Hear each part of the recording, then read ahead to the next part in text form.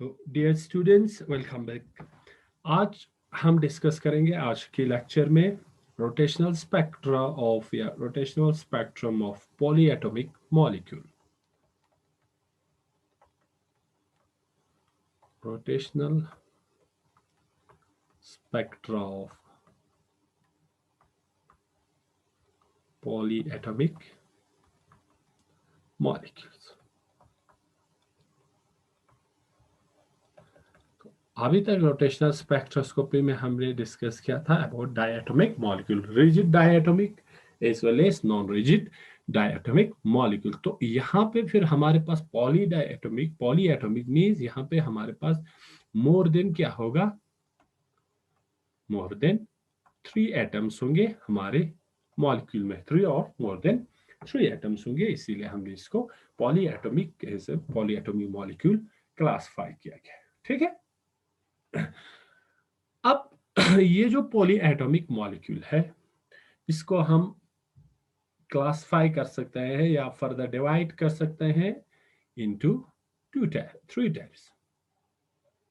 1 types आपके पास होंगे linear molecule,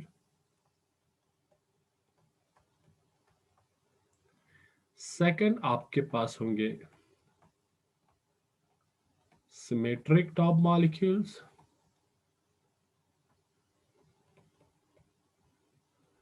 third आपके पास होंगे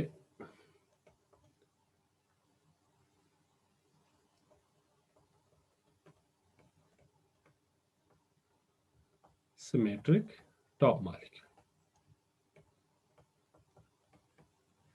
और फर्दर इसको हम क्लासिफाई कर सकते हैं स्फेरिकल मॉलिक्यूल्स में। अब स्फेरिकल मॉलिक्यूल्स क्या है, क्योंकि इसमें आपका डाइपोल मूवमेंट नहीं होता है, तो ये डाइपोल मूवमेंट नहीं होने की वजह से ये आपका क्या हो जाता है, माइक्रोवेव इनएक्टिव हो जाते हैं। ठीक, तो हम कंसीडर करेंगे ये जो मेन 3 इंपॉर्टेंट टाइप्स है, एक आपका लीनियर मॉलिक्यूल है, सिमेट्रिक टॉप मॉलिक्यूल्स है and non symmetric top molecules. इन तीनों को हम डिटेल्स में डिस्कस करेंगे। ठीक है, फर्स्ट तो आज हम पहले जो टॉपिक हम डिस्कस करेंगे वो करेंगे about linear molecules.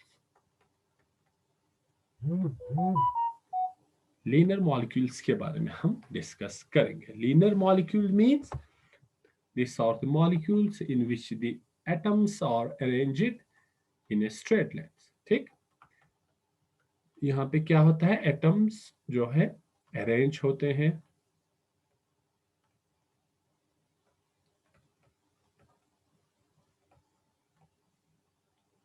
Straight line. ठीक, एटम्स जो है आपका straight line, as a straight line आपका अरेंज होंगे। एग्जांपल आपके पास है OCS, ठीक, CO2। ठीक, ये इसका एग्जांपल है। ये आपका है कार्बन ऑक्सी सल्फाइड है, कार्बन डाइऑक्साइड है। स्ट्रक्चर कैसे बनेंगे, C डबल बॉन्ड O, इसका कैसे बनेंगे O, ऐसे आपका स्ट्रक्चर बनेंगे। तो ऐसे मॉलिक्यूल्स जिनमें आपका जो अरेंजमेंट ऑफ द एटम्स है वो एक स्ट्रेट लाइन में होंगे, तो उसको हम as a linear molecule consider करते हैं। ठीक, अब जब हम लीनियर मॉलिक्यूल्स की बात करते हैं तो यहाँ पे आपको 3 डिस्टिंक्ट डायरेक्शंस हम इस मॉलिक्यूल को रोटेट कर सकते हैं। ठीक, तो ये अगर आपके पास मॉलिक्यूल है तो हम इसको कंसीडर करेंगे O double bond C double bond S। ठीक, 3 एटम्स है, एक स्ट्रेट लाइन में है। तो जब हम इस लीनियर मॉलिक्यूल को कंसीडर करते हैं तो हम इसको 3 जो है मूवमेंट ऑफ इनर्शिया इस मॉलिक्यूल में हम निकाल सकते हैं, या 3 पॉसिबल डायरेक्शन ऑफ रोटेशन इस मॉलिक्यूल को हम रोटेट कर सकते हैं। एक जब हम रोटेशन की बात करते हैं तो वो डायरेक्ट ये जो एक्सिस ऑफ द मॉलिक्यूल है, यहां से इस मॉलिक्यूल को हम क्या कर सकते हैं, रोटेट कर सकते हैं। दूसरा rotation, in the plane of this molecule, इस कार्बन की सेंटर हुए होते हुए हम इस मॉलिक्यूल को एंड टू एंड मींस ये ऑक्सीजन और सल्फर क्या करेंगे, अपने पोजीशन एक्सचेंज करेंगे। यहां से means parallel to this molecule या प्लेन ऑफ द पेपर या प्लेन ऑफ द मॉलिक्यूल, हम इसको क्या कर सकते हैं, पेपर की प्लेन में हम रोटेट कर सकते हैं।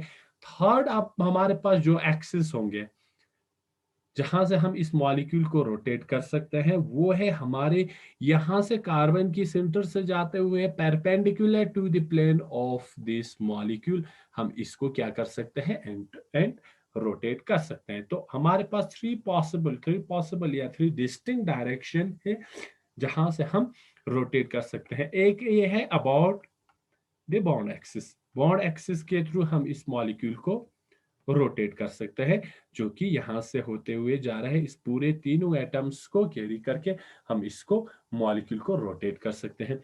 दूसरा है हम end to end ever rotate कर सकते हैं, लेकिन in the plane of paper, in the plane of paper, ठीक। इस प्लेन में ही इस मॉलिक्यूल को यहां से ऊपर से पकड़ के हम इसको end to end over rotate कर सकते हैं। थर्ड जो पॉसिबल रोटेशन है जो कि इस मॉलिक्यूल में हम कर सकते हैं, वो है perpendicular to the plane of this paper, means इस वाले कार्बन को कट करते हुए इस प्लेन के परपेंडिकुलर हम इसको रोटेट कर सकते हैं। तो थर्ड जो पॉसिबल रोटेशन है वो end to end over rotation है, लेकिन एट राइट एंगल या means perpendicular to the plane, इस प्लेन की परपेंडिकुलरली हम इस मॉलिक्यूल को रोटेट कर सकते हैं। अब ये जो रोटेट होंगे, जैसे मॉलिक्यूल रोटेट होंगे वैसे वैसे उस डायरेक्शन में आपका एक मूवमेंट ऑफ इनर्शिया भी होंगे।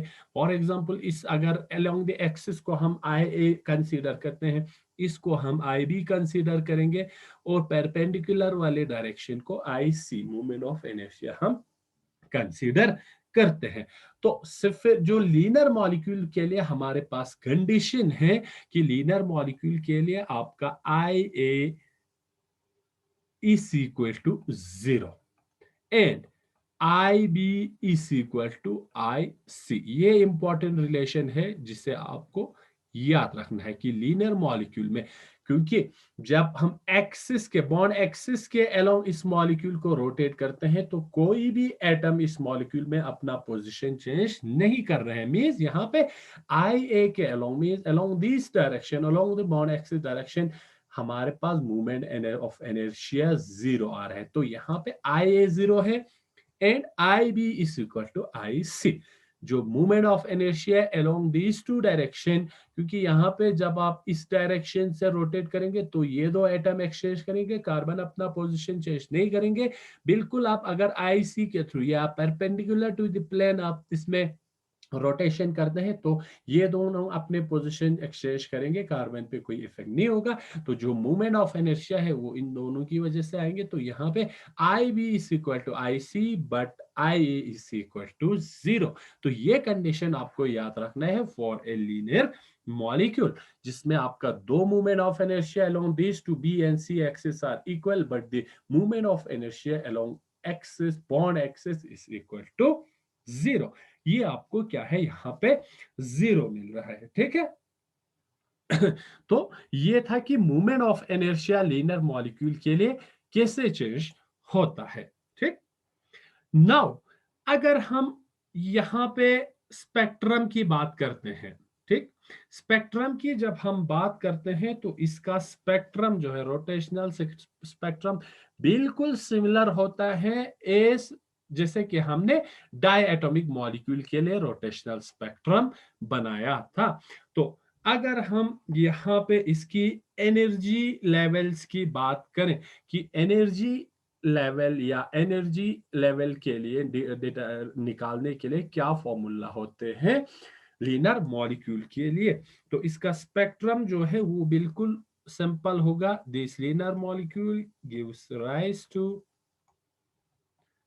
Simple spectra similar to diatomic molecule। तो लीनर जो पॉलीएटॉमिक मॉलिक्यूल है उसका स्पेक्ट्रम बिल्कुल सिंपल होगा और सिमिलर होगा डायएटॉमिक मॉलिक्यूल्स के लिए।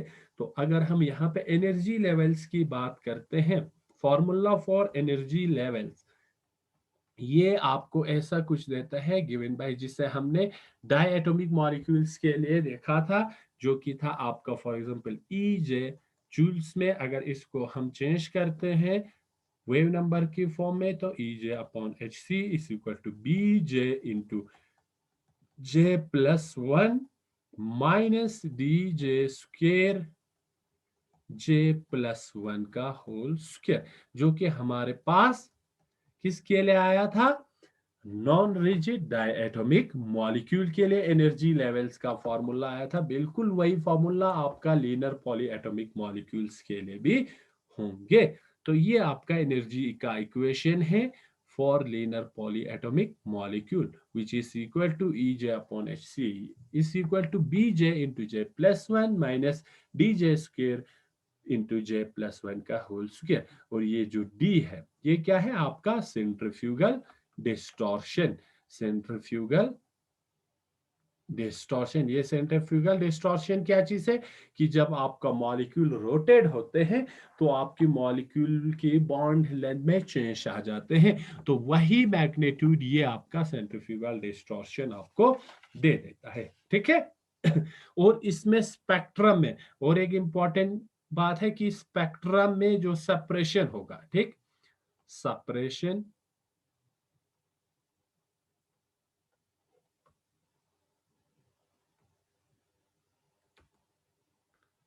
of the spectral lines will be given by 2b, जो कि बिल्कुल हमने नॉन रिजिड रोटेटर की केस में देखा था कि वहां पर लाइनों के बीच में, स्पेक्ट्रल लाइनों के बीच में जो सेपरेशन था वो इक्वल टू 2b था। ठीक है। लेकिन उसमें भी हमारे पास क्या था, modified by the distortion constant.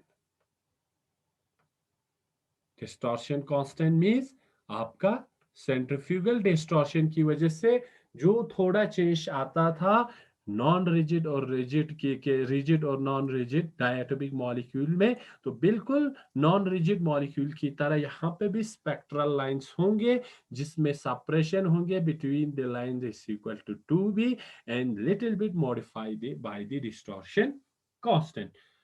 Overall हम ये कह सकते हैं कि जो भी आपका प्रॉपर्टीज डायएटॉमिक मॉलिक्यूल में नॉन रिजिड रोटेटर के केस में था, बिल्कुल वही डिस्कशन सेम अप्लाई होंगे आपके लीनर पॉलीएटॉमिक मॉलिक्यूल्स के लिए। लेकिन यहाँ पे कुछ इंपॉर्टेंट पॉइंट्स हैं जो आपको रिमेंबर करना है। ठीक।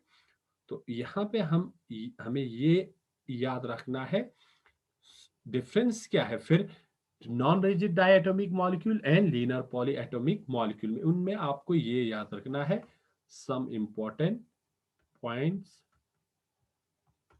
To be remember.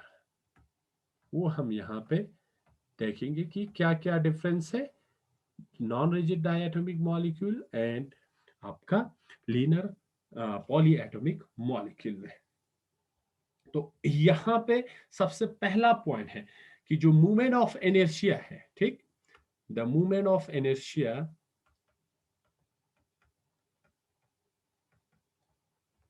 for the end over end rotation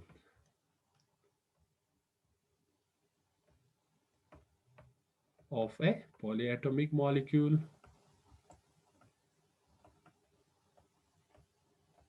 linear molecule is considerably greater होगा than that of a diatomic molecule। तो इसका मतलब क्या है कि अभी हमने डिस्कशन में ये कहा कि जो प्रॉपर्टी जो भी डिस्कशन स्पेक्ट्रल प्रॉपर्टीज हमने नॉन रिजिड डायटोमिक मॉलिक्यूल्स के लिए किया था बिल्कुल सिमिलर वो यहाँ पे लीनर पॉलीएटॉमिक मॉलिक्यूल्स के लिए भी अप्लाई होंगे, लेकिन with some differences, some important points यहाँ आपको रिमेंबर करना है। तो सबसे पहला जो इंपॉर्टेंट है, मूवमेंट ऑफ इनर्शिया जो है। फॉर एग्जांपल ये आपका मॉलिक्यूल है, ये आपका एक डाई मॉलिक्यूल है, ये आपका एक पॉलीएटॉमिक मॉलिक्यूल है जिसमें 3। तो यहाँ पे ये कह रहे हैं कि जो मूवमेंट ऑफ इनर्शिया है for end to end over rotation means, यहाँ से अगर हम पकड़ के इस मॉलिक्यूल को इस तरह रोटेट करते हैं, या यहाँ से हम मॉलिक्यूल को पकड़ के इस तरह रोटेट करते हैं, तो यहाँ पे पॉली एटॉमिक लीनर मॉलिक्यूल की केस में मूवमेंट ऑफ इनर्शिया क्या होंगे, ज्यादा होंगे as compare to diatomic molecule. क्यों होंगे? बिल्कुल ऑब्वियस सी बात है कि इसमें सिर्फ आपका 2 एटम इन्वॉल्व हो रहे हैं, यहाँ पे आपका 3 एटम इन्वॉल्व हो रहे हैं। तो ये पहला पॉइंट आपको याद रखना है। तो अब इसका इफेक्ट किस पे होगा? जब आपका मूवमेंट ऑफ इनर्शिया ज्यादा आ रहा है, तो सिंपली आपका बी का वैल्यू क्या होगा, रोटेशनल कांस्टेंट बी का वैल्यू आपका कम होगा। तो जितना बी का वैल्यू कम होगा, उतना स्पेक्ट्रल लाइंस भी के बीच में जो डिस्टेंस है वो भी क्या होगा, कम होंगे। ठीक है, देयरफॉर इसकी वजह से क्या होगा, the B value will be much small and the spectral line are more closely spaced। क्यों बी का वैल्यू कम होगा? क्योंकि बी जो है वो इनवर्सली प्रोपोर्शनल है किसके साथ, मूवमेंट ऑफ इनर्शिया। बी किसके बराबर है, B is equal to H upon 8 pi square I C. तो यहां पे हमारा क्या है, बी जो है इनवर्सली प्रोपोर्शनल है विथ मूवमेंट ऑफ इनर्शिया। जो जितना मूवमेंट ऑफ इनर्शिया ज्यादा होंगे, उतना बी का वैल्यू कम होगा। तो अगर आपका रोटेशनल स्पेक्ट्रम इतना डिस्टेंस देता है जिस जो कि है between this is 2b for non-rigid diatomic molecule, तो लीनियर पॉलीएटॉमिक मॉलिक्यूल में इनमें स्पेस क्या होंगे, कम होंगे एज कंपेयर टू दिस। किसकी वजह से? Because the movement of inertia is more in case of linear polyatomic molecule, due to which the b value gets decreased and the spectral lines become closely spaced या closely packed। तो ये पहला difference आपको याद रखना है, किसके के बीच में, आपका diatomic molecules and linear polyatomic molecules के बीच में। सेकंड पॉइंट, जो बी वैल्यू होगा फॉर डायटोमिक मॉलिक्यूल के लिए वो अराउंड आता है, ठीक है, for diatomic molecule B is around 10 centimetre inverse. Well यही आपका जो ट्राई एटोमिक लीनर मॉलिक्यूल है, ट्राई एटोमिक मॉलिक्यूल जो कि क्या होगा, लीनर होगा, उसके लिए बी का वैल्यू अराउंड होता है 1 सेंटीमीटर इनवर्स और लेस, या इससे कम भी हो सकता है। और जैसे जैसे मॉलिक्यूल में नंबर ऑफ एटम्स बढ़ता जाएगा, वैसे वैसे वो क्या हो जाएंगे, और भी कम होता जाएगा। And for large molecule smaller still smaller, जैसे जैसे मॉलिक्यूल आपका बड़ा बनता जाएगा, वैसे वैसे आपका बी का वैल्यू क्या होगा, घटता जाएगा। मूवमेंट ऑफ इनर्शिया ज्यादा होगा, बी का वैल्यू घटता जाएगा। तो ये आपको कंपैरिजन में याद रखना है कि डायटोमिक मॉलिक्यूल के रोटेशनल कांस्टेंट अगर 10 सेंटीमीटर इनवर्स के अराउंड है, तो ट्राइएटोमिक लीनर मॉलिक्यूल के लिए 1 सेंटीमीटर इनवर्स, और जैसे जैसे मॉलिक्यूल बढ़ता जाएगा, वैसे वैसे ये फर्दर कम होता जाएगा। ठीक, ये पॉइंट आपको याद रखना है। थर्ड पॉइंट, कि अगर ट्राई एटॉमिक मॉलिक्यूल ऐसा होगा जिसमें आपका कोई डाइपोल मूवमेंट नहीं है, तो वो क्या है, माइक्रोवेव इनएक्टिव है। तो अगर आपकी मॉलिक्यूल को रोटेशनल स्पेक्ट्रम दिखाना है, तो मॉलिक्यूल में क्या होना चाहिए, डाइपोल होना चाहिए। ठीक, the molecule must possesses a dipole moment। if it is to exhibit rotational spectrum। ठीक, तो रोटेशनल स्पेक्ट्रम्स दिखाने के लिए मॉलिक्यूल में डाइपोल का होना जरूरी है। तो यहां पे जो हमने एग्जांपल लिया दो, तो यहां में OCS जो है, क्योंकि ये इसमें डाइपोल मूवमेंट है, ये क्या होगा आपका, विल बी माइक्रोवेव एक्टिव होंगे। लेकिन दूसरा केस CO2 जिसमें क्या है आपका डाइपोल मूवमेंट नहीं है, तो ये क्या होगा, विल बी माइक्रोवेव इनएक्टिव। ये क्या होगा, माइक्रोवेव इनएक्टिव होगा, तो ये माइक्रोवेव स्पेक्ट्रम नहीं दिखाएंगे। तो कंडीशन क्या है माइक्रोवेव स्पेक्ट्रम दिखाने के लिए या रोटेशनली एक्टिव होने के लिए, कि मॉलिक्यूल में डाइपोल का होना जरूरी है।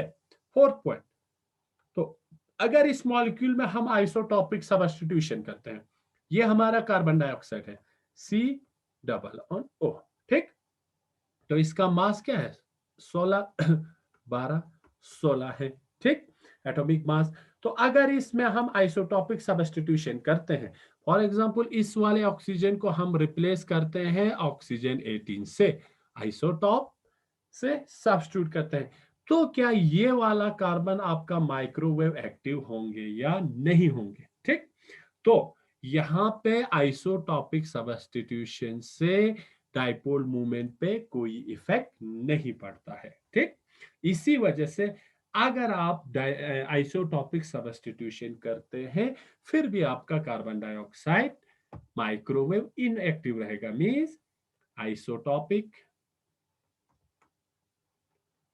substitution does not lead to a dipole moment.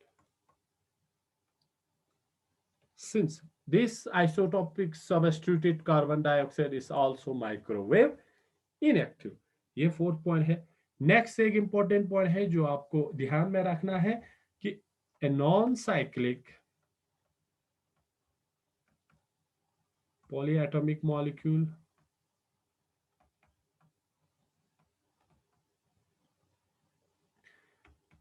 containing n number of atoms has n-1 individual bond length।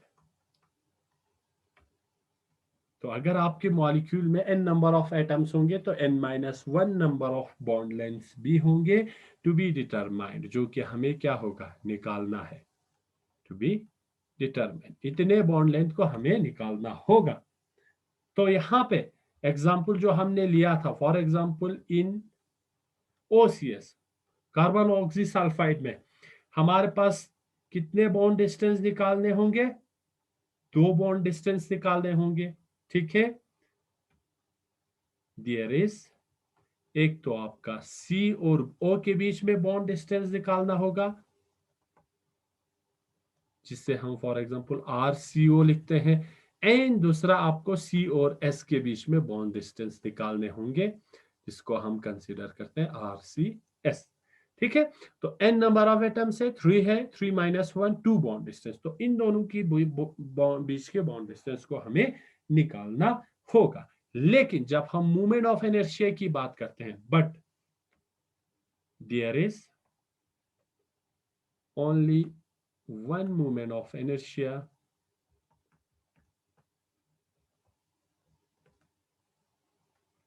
and only this one value can be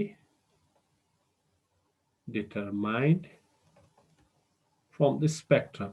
spectrum से हमें सिर्फ इस वैल्यू को ही निकालना है। ठीक, वो क्यों, अब हमने यहां पे बताया कि हमारे पास यहां पे सिर्फ एक मूवमेंट ऑफ इनर्शिया ही है। ठीक, वो कैसे होंगे, ये हमारा मॉलिक्यूल है, ठीक, ये C, ये S, ये O, एक ही क्यों कहा? क्योंकि लीनर के लिए हमने कंडीशन किया कि आई ए इज इक्वल टू 0 होते हैं, आई B is equal to I सी होते हैं। तो ये दोनों इक्वल है, इनमें से हमें एक को ही निकालना होगा, दूसरा इसके बराबर होंगे। आई a along the bond axis तो क्या है, ये 0 के बराबर है। ठीक है, तो इसका कोई कंट्रीब्यूशन नहीं रहेंगे। तो सिर्फ इन case of linear polyatomic molecules हमें सिर्फ एक ही मोमेंट ऑफ इनर्शिया निकालने हैं। कहां से? रोटेशनल स्पेक्ट्रम से। ठीक, तो ये कुछ इंपॉर्टेंट बात आपको याद रखना है। नाउ हमने यहां पे कहा कि हमें एक ही रोटेशनल या मूवमेंट ऑफ इनर्शिया निकालने होंगे फॉर लीनर पॉलीएटॉमिक मॉलिक्यूल के लिए। अब हम देखते हैं वो कैसे निकालेंगे। यहां पे हम इसको डेराइव करने की कोशिश करते हैं। ठीक, तो इसके लिए हम करते हैं, लेट अस कंसीडर कैसे हम ये मूवमेंट ऑफ इनर्शिया निकालते हैं। Rotation of OCS in some details. ठीक, तो सबसे पहले हम मूवमेंट ऑफ इनर्शिया को कंसीडरेशन करते हैं। Consideration of movements gives, movement of inertia को जब हम कंसीडर करते हैं तो हमें क्या मिलता है? देखो, MORO है, O मीन्स ऑक्सीजन, ये हमारे पास ऑक्सीजन है, मॉलिक्यूल ऐसा कुछ है, CS, OCS। तो ये movement of inertia MOCO plus MCRC is equal to MSRS। कैसे इसको कंसिडर करते हैं हम? इसकी मास को M0, MO, MC and MS। ठीक, अब ये दोनों थोड़ा एटम छोटे हैं as compare to the sulphur, तो हमारा जो सेंटर ऑफ मास है वो इधर कुछ एग्जिस्ट करेंगे। ठीक, तो यहाँ पे एक डिस्टेंस होगा यहाँ और कार्बन के बीच में, जिसको हम लिखते हैं RC, distance between centre of mass and this carbon. दूसरा ऑक्सीजन से यहाँ सेंटर ऑफ मास से, इसको हम कंसीडर करते हैं RO। और थर्ड जो डिस्टेंस होंगे सेंटर ऑफ मास से सल्फर के बीच में, इसको हम कंसीडर करते हैं RS। तो मूवमेंट ऑफ इनर्शिया हमारा MO। ठीक, यहाँ पे सेंटर ऑफ मास से लेफ्ट साइड में RO plus MCRC is equal to centre of mass से राइट में MSRS। Let's consider this is equation number 1। ठीक, अब मूवमेंट ऑफ इनर्शिया हमें पता है किसके बराबर है? द मूवमेंट ऑफ inertia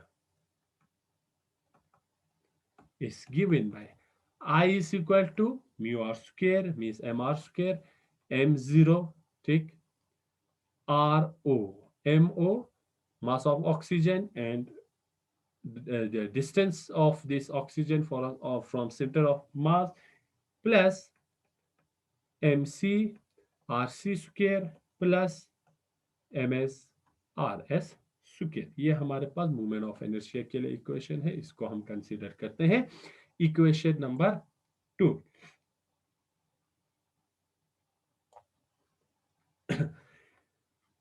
अब वापस हम इस फिगर्स को देखते हैं। तो अगर हम फिगर में देखेंगे तो यहां पे हम ये भी लिख सकते हैं, and further we have RO। इसको अगर हम देखेंगे तो ये किसके बराबर? हम इसको ऐसे भी लिख सकते हैं। ठीक, कैसे लिखेंगे इसको आप? RCO plus RC। ठीक, RCO प्लस RC, RO को। ठीक, उसी तरह RS को हम ऐसे लिख सकते हैं, RS is equal to RCS minus RC, RCS minus RC। यहां से इसमें से माइनस करेंगे, कार्बन के राइट साइड और लेफ्ट साइड को हम इक्वलाइज कर रहे हैं। ठीक, अब यहाँ पे RC और RCS क्या है?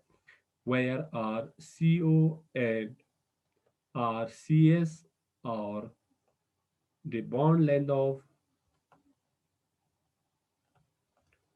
the molecule। RCO यहां से यहां तक, और RCS यहां से यहां तक, और ऑल मॉलिक्यूल की ये हमारे पास क्या है, बॉन्ड लेंथ है। ठीक है। नेक्स्ट, तो इसको हम इक्वेशन नंबर 3 कंसीडर करेंगे। ठीक, इक्वेशन नंबर 3। नाउ हम ऐसा कर सकते हैं, सब्स्टिट्यूट करेंगे, सब्स्टिट्यूटिंग द इक्वेशन 3। इक्वेशन 3 में से RON RS का वैल्यू किस में करेंगे, इन इक्वेशन नंबर 1। क्या बनेंगे फिर, इक्वेशन 1 हमारे पास क्या है, MORO, मीन्स MO हमारे पास यही रहेंगे। ठीक है, इक्वेशन नंबर ऊपर हमारे पास है MORO प्लस MCRC। MO हमारे पास ये है, RO के जगह हम लिख सकते हैं RCO प्लस RC प्लस, ठीक है, MCRC को ऐसे लिखेंगे, इज इक्वल टू MS और RS की जगह हम ये वैल्यू पुट करेंगे, ये आपका बन जाएगा RCS माइनस RC। ठीक, इसको एक्सपेंड करो आप फर्दर, क्या होगा ये आपके पास बनेंगे MORCO प्लस MORC, ठीक, plus MCRC is equal to MSRCS minus MSRC। इसको हमने एक्सपेंड किया। अब हम करते हैं, कलेक्ट करते हैं RC वाले टर्म्स को एक side, collecting the RC terms. RC वाले टर्म्स को हम एक साइड लेते हैं, बाकी टर्म्स को हम दूसरे साइड लेते हैं।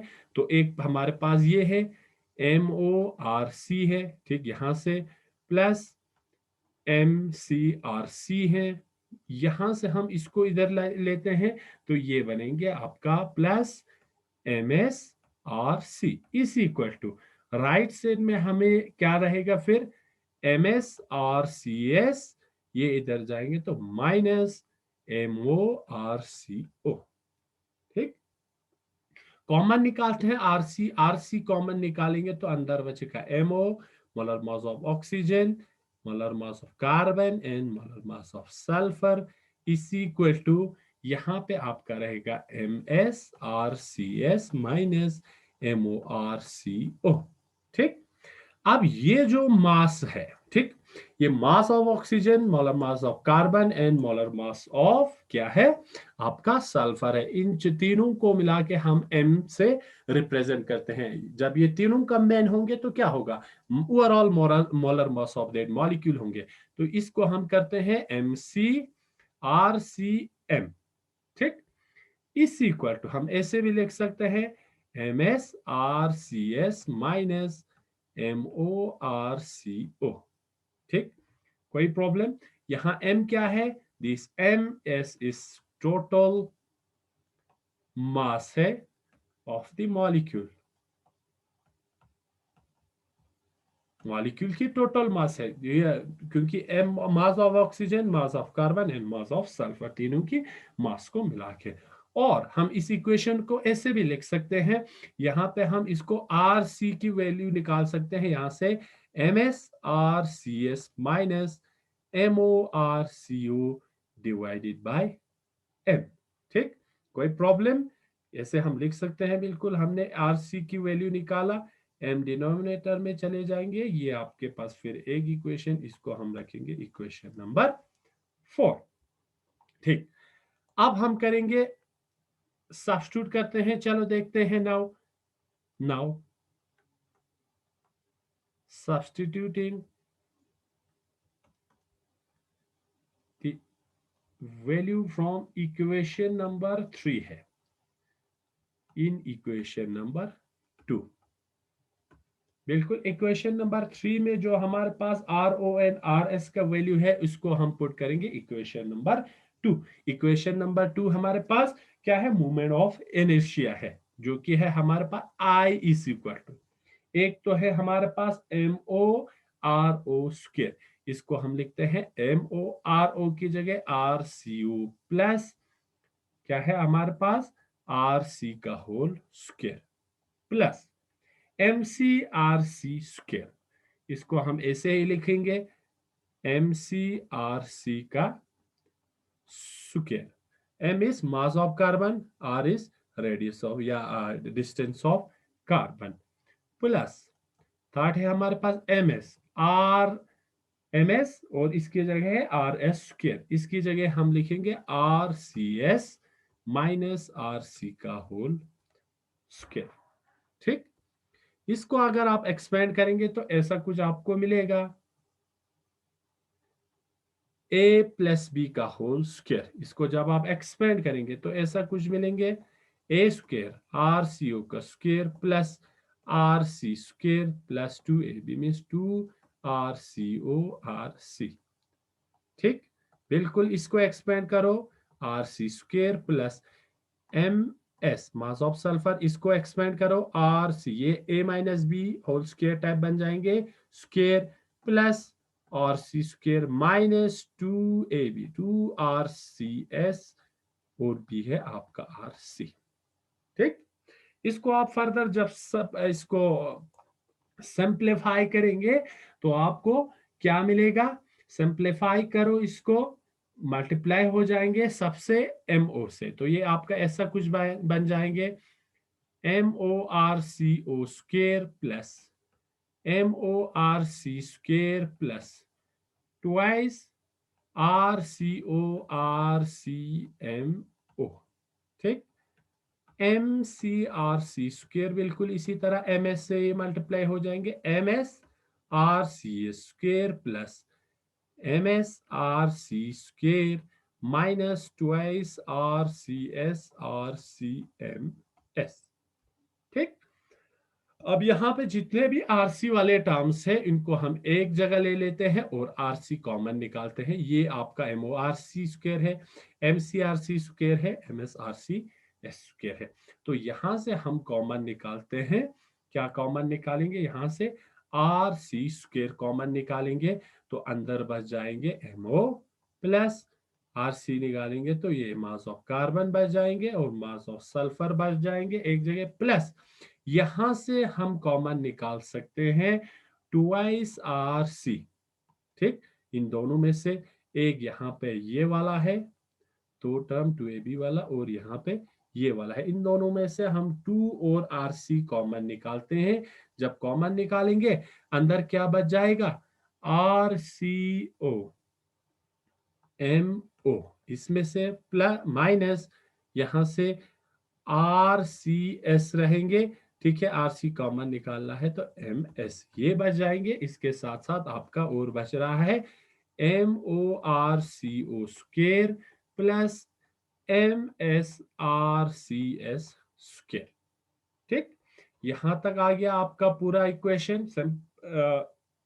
अब यहाँ पे अब इस तीनों M को हम जिस तरह पहले वाले इक्वेशन में सब्स्टिट्यूट किया था, M से M is the total mass of the molecule RC square MRC square, इसको हम ऐसे लिख सकते हैं।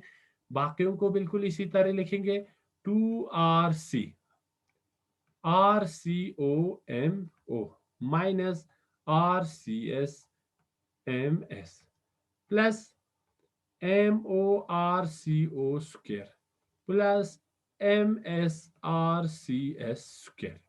ठीक, ये आपके पास एक इक्वेशन बनता है।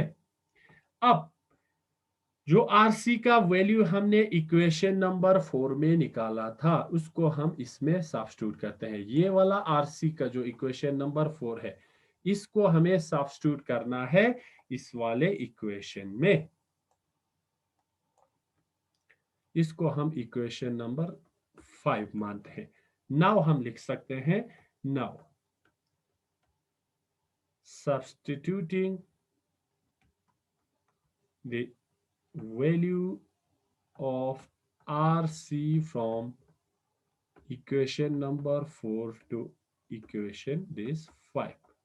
ठीक, तो I इज इक्वल टू क्या बनेंगे, M तो ये है, RC का स्क्वायर बन जाएगा। RC हमारे पास क्या था MSRCS माइनस MORCO था डिवाइडेड बाय n था, इसका होल स्क्वायर बन जाएंगे, ठीक, प्लस 2 इंटू यहाँ पे भी RC है, अब यहाँ पे स्क्वायर नहीं है तो हम ऐसे लिख सकते हैं MSRCS minus MORCO divided by m, ऐसे लिख सकते हैं।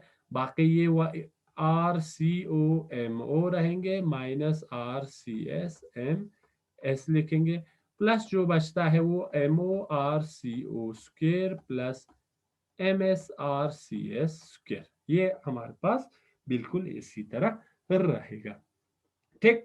अब इसको अगर आप और सिंप्लीफाई करते हैं और सब्स्टिट्यूट करते हैं तो ये m और ये m कैंसिल हो रहा है यहां से, ठीक है।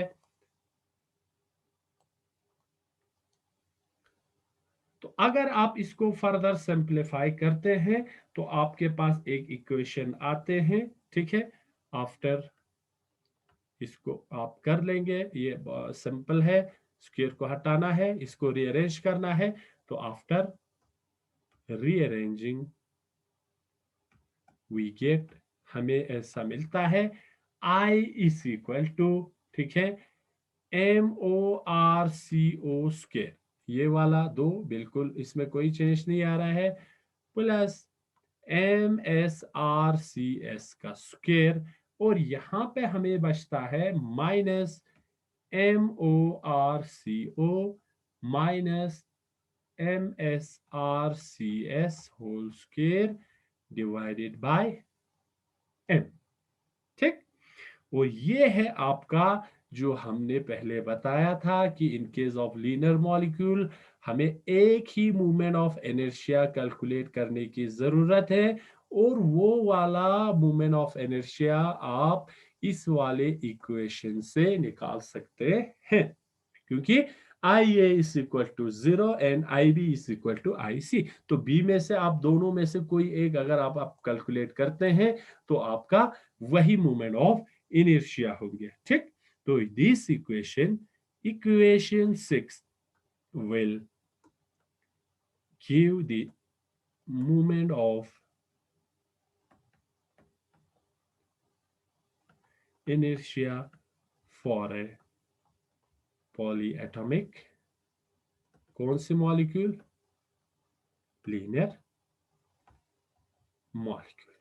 तो ये इक्वेशन नंबर 6 फिर आपको देंगे movement of inertia for a linear polyatomic molecule. तो ये था कैसे हम मूवमेंट ऑफ इनर्शिया एक लीनियर मॉलिक्यूल की निकाल सकते हैं, ठीक है। नेक्स्ट हम डिस्कस करेंगे जो कि second type of polyatomic molecule है, वो है आपका हमारे पास सिमेट्रिक टॉप मॉलिक्यूल,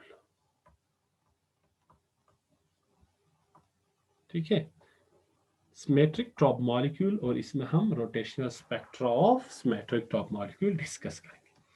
तो सबसे पहले ये जो सिमेट्रिक टॉप मॉलिक्यूल है इसको हम फर्दर डिवाइड कर सकते हैं टू टाइप्स में, ठीक। सबसे पहले तो हमें ये जानना चाहिए कि जो सिमेट्रिक टॉप मॉलिक्यूल्स के लिए जो कंडीशन आते हैं मूवमेंट ऑफ इनर्शिया के लिए, वो आते हैं IC is equal to IB but not equal to IA। IB और IC बराबर होंगे लेकिन ये दोनों IA के बराबर नहीं होंगे। अब यहाँ पे ये कंडीशन इंपॉर्टेंट है कि सिमेट्रिक टॉप मॉलिक्यूल की केस में IA will not be equal to 0। तो ये कंडीशन सबसे पहले आपको याद रखना है। IC क्या है? Movement of inertia along this C axis and movement of inertia along this B axis is equal, but this is not equal to IA. But in this condition IA will not be equal to 0, जो कि linear की case में हमने देखा था IA 0 की बराबर था। वो क्यों 0 नहीं आ रहे हैं फिर हम यहाँ पे देखेंगे, एग्जांपल लेंगे। अब ये जो दो टाइप्स होंगे, एक हमारे पास है प्रोलेट टाइप है, प्रोलेट,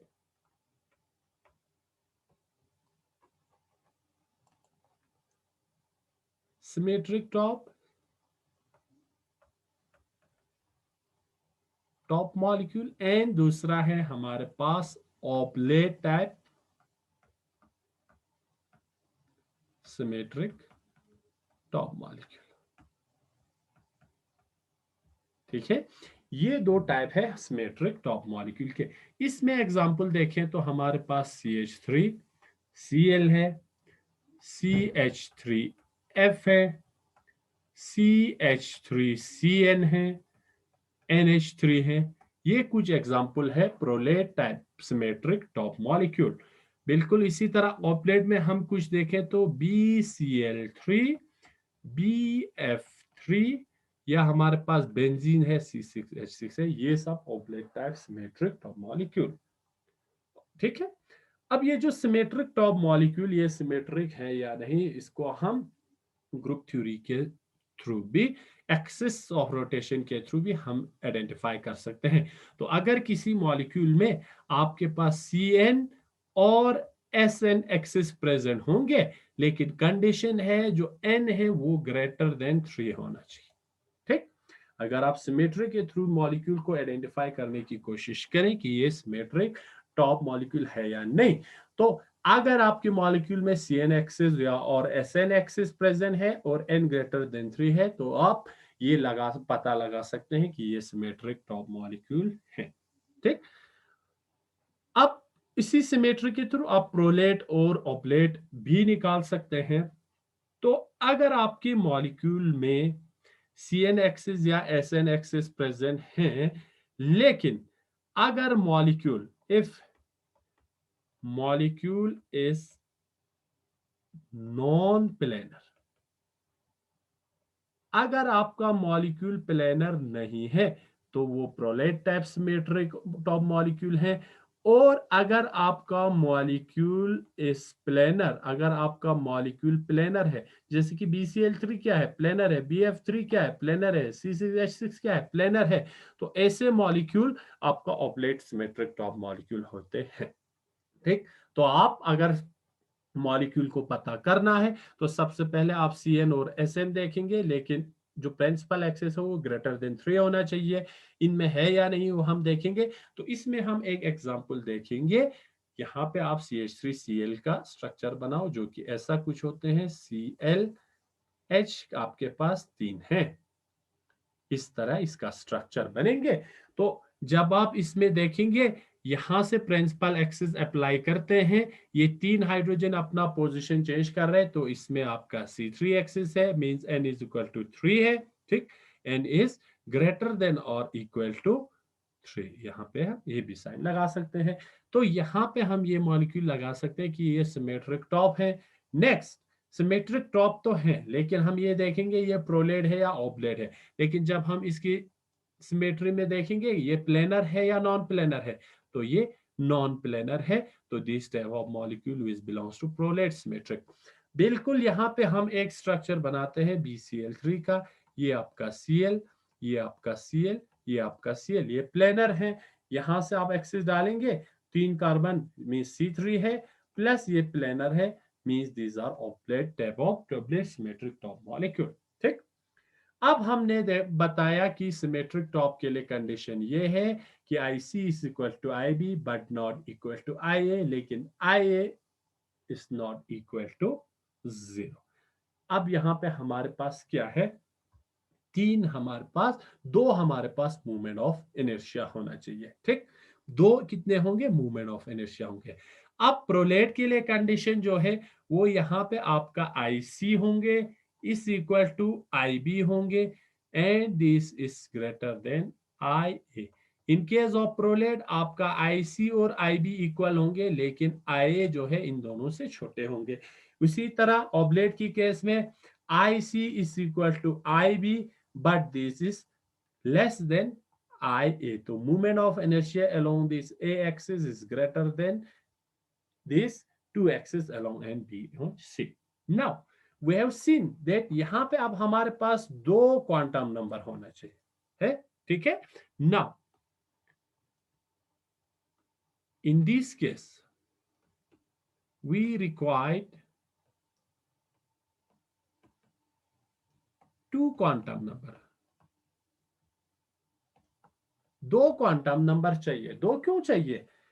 लीनियर की केस में तो हमें ऐसा कुछ नहीं देखने को मिला।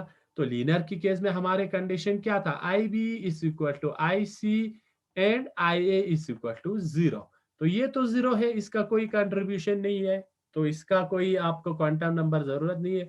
तो इन दोनों के लिए एक क्वांटम नंबर था जो कि बिल्कुल डिस्टॉर्शन कांस्टेंट डी दे रहा था, ठीक, या J+1 इसका वैल्यू दे रहा था। लेकिन इन केस ऑफ सिमेट्रिक टॉप हमारे पास दो ऐसे मूवमेंट ऑफ इनर्शिया है, दो कंट्रीब्यूट कर रहा है। एक तो आई बी और आई सी है, एक बराबर है, इनके लिए हमें एक क्वांटम नंबर चाहिए। तो आई बी और आई सी के लिए तो हमारे पास ऑलरेडी एक क्वांटम नंबर है जो कि जे है, J+1। ऑलरेडी हमने J+1 देखते आए हैं। लेकिन यहाँ पे और एक मूवमेंट ऑफ इनर्शिया है, इसका भी कंट्रीब्यूशन है, लेकिन इनकेस प्रोलेट में ये कम है, ऑब्लेट में ये ज्यादा है। तो यहाँ पे हमें और एक क्वांटम नंबर चाहिए इसको डिफाइन करने के लिए। अब यहाँ पे हमारे पास जो नया क्वांटम नंबर है इन case of symmetric top molecule, वो हम लिखते हैं के, ठीक। दो क्वांटम नंबर चाहिए जिसमें एक आई B is equal to I सी के लिए जे है जो इन दोनों को डिफाइन करेंगे, और दूसरा क्वांटम नंबर आई है जो के को क्या करता है? डिफाइन करता है। अब अगर इनकी केस में आपका के इज इक्वल टू जीरो बनता है, तो यहां पे कोई contribution along the principal axis, और ये ए जो हमेशा प्रिंसिपल एक्सिस के अलोंग जो मूवमेंट ऑफ इनर्शिया होता है इसको डिफाइन करते हैं, ठीक। तो यहाँ पे इन दोनों की केस में C3 एक्सिस को आई ए रिप्रेजेंट कर रहा है। जो एक्सिस यहां से पास हो रहा है आपकी CH CL3 में, यहां से जो एक्सिस पास हो रहा है वो आपका आई ए रिप्रेजेंट करते हैं, ठीक। तो जहां पे के इज इक्वल टू जीरो होगा, तो यहाँ पे हम लिख सकते हैं no contribution along principal axis, ठीक। और अगर जहां पे आपका k is equal to J ये बराबर होंगे, तो यहां पे ये कंडीशन होगा all the contribution to movement of inertia is along principal axis. तो इनकी केस में जितने भी मूवमेंट ऑफ इनर्शिया होगा वो प्रिंसिपल एक्सिस के डायरेक्शन में आ रहे हैं, और बाकी दो आई बी और आई सी की कंट्रीब्यूशन निग्लिजिबल है, कम है, ठीक। तो देखेंगे हम, पहले डिराइव करने की कोशिश नहीं करेंगे क्योंकि ज्यादा टाइम लेंगे। तो यहाँ पे पहले हम देखेंगे कि प्रोलेट सिमेट्रिक टॉप के लिए एनर्जी का इक्वेशन क्या होगा। So let's first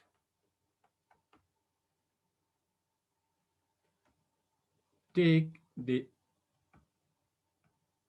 energy equation for prolate symmetric top molecule, ठीक। तो हमारे पास एक है ई जे और के है, दो क्वांटम नंबर है जो इसको डिफाइन करने के लिए जरूरत है। तो ये हमारे पास बराबर आते हैं h² / 8 pi square I B along B और सी डायरेक्शन इंटू J+1। इसके लिए इक्वेशन ऐसा कुछ है h² / 8 pi square I A minus h² / 8 pi square I B into के स्क्वेयर जूल्स। ये जूल्स फॉर्म में है, और नया जो हमारा क्वांटम नंबर है वो यहाँ पे के स्क्वेयर की फॉर्म में आ रहा है, ठीक है। अब इसको अगर हम कन्वर्ट करते हैं किसकी केस में? वेव नंबर में, तो ये आपका एप्सिलॉन जे के अपॉन एच सी बराबर होंगे। अब इसको एच और सी से डिवाइड करेंगे, एक एच और स्क्वेयर वाला कैंसिल हो जाएंगे, this will make 8 pi square I B C J into J+1, ठीक।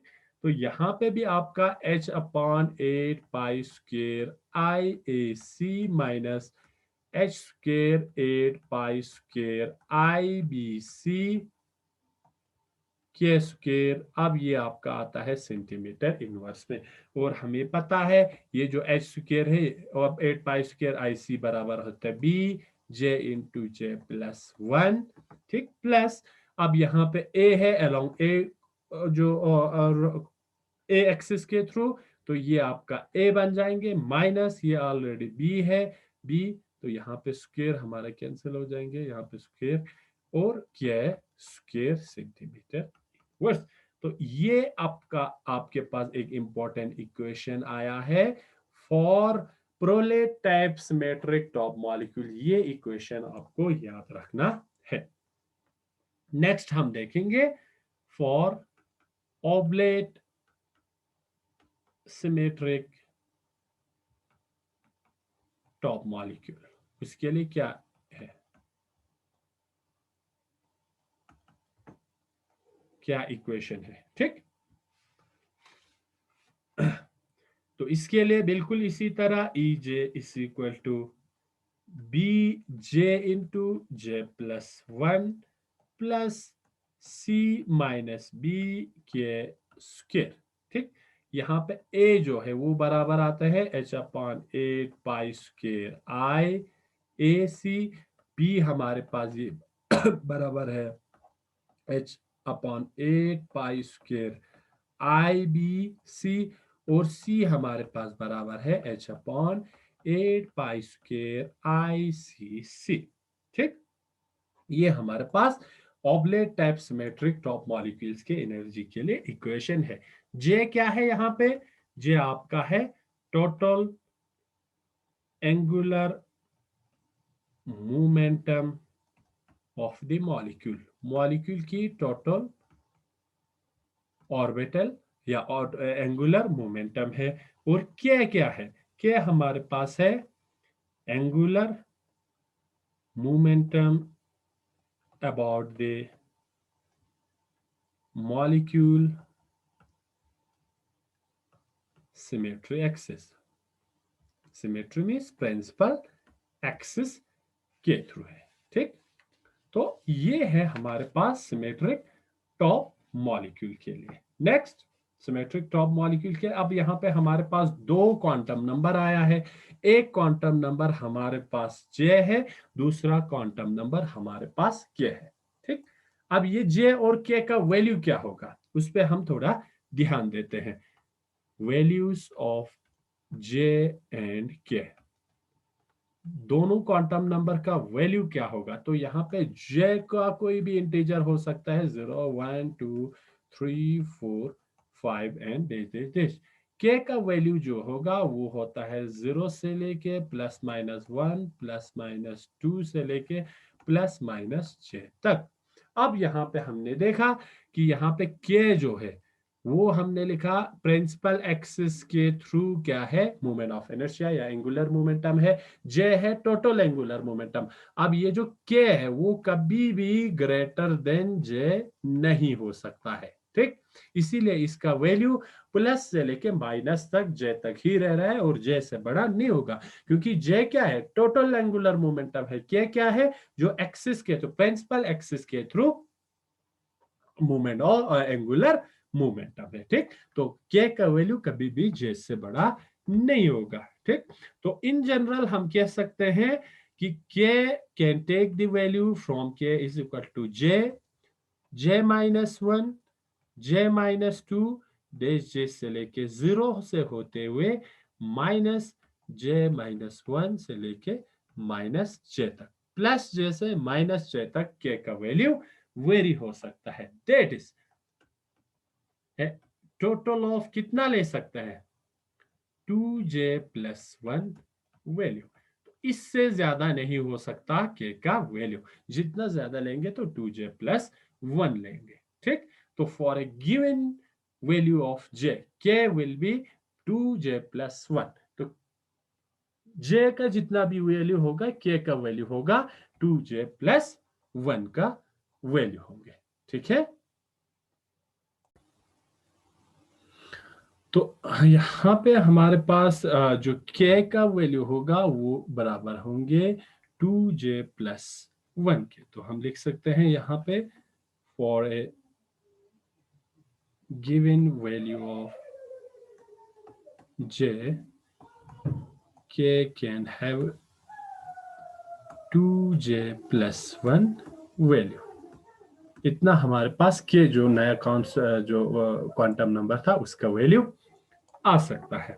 ठीक, अब यहाँ पे हमारे पास जो क्या है वो स्क्वायर फॉर्म में है। ठीक, जब इक्वेशन में हमने देखा था वो था हमारे पास bj+1 a - b के स्क्वायर।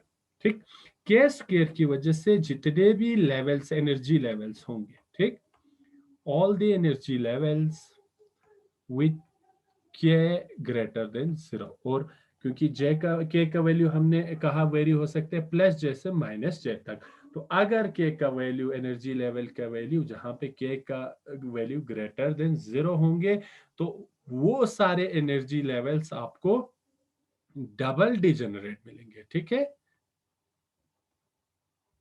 डबल डिजेनरेट में किसकी वजह से? Because of the occurrence of the के स्क्वायर टर्म, क्योंकि हमारे पास के जो है वो स्क्वायर फॉर्म में है, तो जितने भी एनर्जी लेवल्स है जिनका वैल्यू के का वैल्यू ग्रेटर देन 0 है तो उन वो सब डबल डिजेनरेट फॉर्म में होंगे। और एनर्जी जो है देन जो एनर्जी है वो डिपेंड करेंगे के स्क्वायर पे, डिपेंड्स ऑन के स्क्वायर। फिर ओवरऑल एनर्जी है वो के स्क्वायर पे डिपेंड करेंगे, उसका बिल्कुल जो आपकी रोटेशन है वो क्लॉकवाइज हो रहा है या एंटी क्लॉकवाइज हो रहा है उसका उस पर कोई इफेक्ट नहीं पड़ेगा। ठीक है, तो एनर्जी जो है वो डिपेंड करेंगे के स्क्वायर पे, सो इसीलिए इट इज इमटेरियल। हम लिख सकते हैं कि ये एम मटेरियल है, इसका कोई इफेक्ट नहीं है वेदर द रोटेशन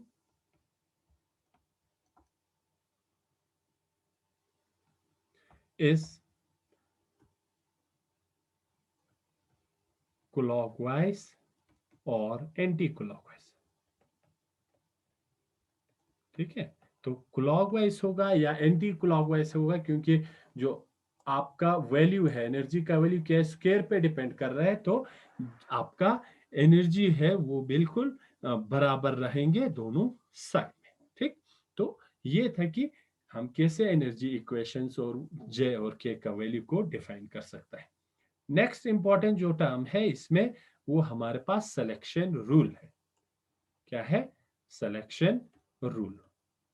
जहां पे हमने स्पेक्ट्रोस्कोपी की बात किया वहां पे हमारे पास सिलेक्शन रूल वाला टर्म्स आता ही है। क्यों? क्योंकि सिलेक्शन रूल ही डिफाइन करते हैं कि वो वाला ट्रांसैक्शन होंगे या नहीं होंगे।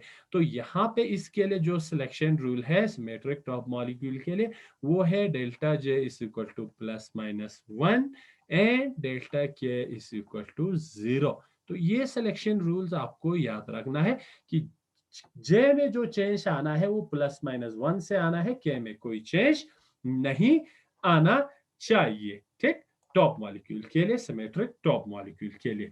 तो अगर ये सिलेक्शन रूल्स हैं तो आपका जो ट्रांसैक्शन है वो उसका फ्रीक्वेंसी कैसे निकालेंगे? Therefore the frequency of the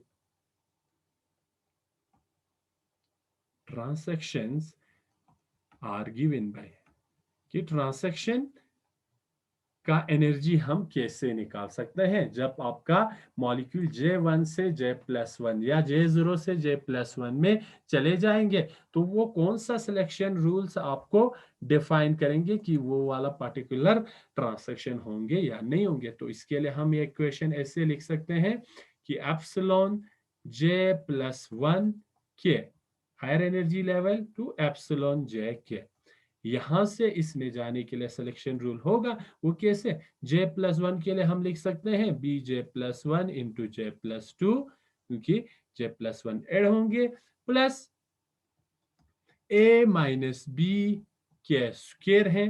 ठीक, माइनस दूसरे टर्म के लिए आपके पास है b J+1 plus a minus B का होल के का स्क्वायर।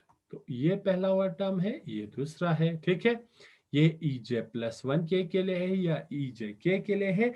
अब यहाँ पे हमने ऑलरेडी कहा के क्या होंगे, 0 होंगे, तो के वाले टर्म का कोई कंट्रीब्यूशन नहीं रहेगा, तो जो ट्रांसैक्शन होगा वो 2BJ+1 सेंटीमीटर इनवर्स। तो ट्रांसैक्शन का जो एनर्जी है वो इस वाले इक्वेशन से आपको मिल जाएंगे 2BJ+1 से, क्योंकि सिलेक्शन रूल हमें बताता है कि delta J is equal to +-1, delta K is equal to 0। तो K का कोई कंट्रीब्यूशन नहीं है, तो K वाले कंट्रीब्यूशन यहाँ पे नहीं रहेंगे। ठीक, तो यहाँ पे हम लिख सकते हैं दिस दिस द स्पेक्ट्रम, आपका जो स्पेक्ट्रम आएंगे इस इंडिपेंडेंट है ऑफ के, के पे इसका कोई असर नहीं हो रहा है। ठीक, एंड के कौन सी चीज है, जो आपकी प्रिंसिपल एक्सिस के, एंड हेंस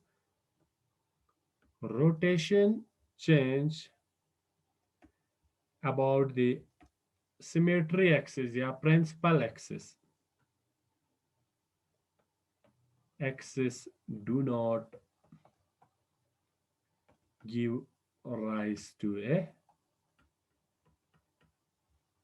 rotational spectrum।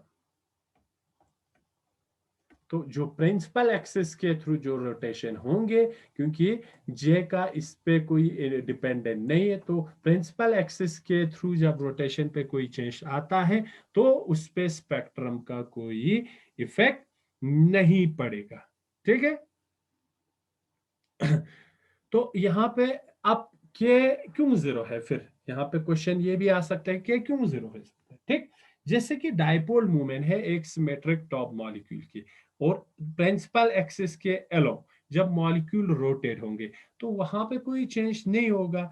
तो जब चेंज नहीं आएंगे तो जो माइक्रोवेव रेडिएशन है वो उस ट्रांसैक्शन के साथ, जब डाइपोल में कोई चेंज नहीं आना है तो माइक्रोवेव के लिए तो डाइपोल होना जरूरी है, कोई चेंज नहीं आ रहा है तो वहां इलेक्ट्रोमैग्नेटिक रेडिएशन का स्पेक्ट्रम नहीं बनेंगे। जब स्पेक्ट्रम नहीं बनेंगे तो आपका क्या होगा, कोई उसमें बिल्कुल जो यहाँ 2BJ+1 का मतलब क्या है कि इसका स्पेक्ट्रम बिल्कुल लीनियर मॉलिक्यूल की तरह ही आ जाएंगे।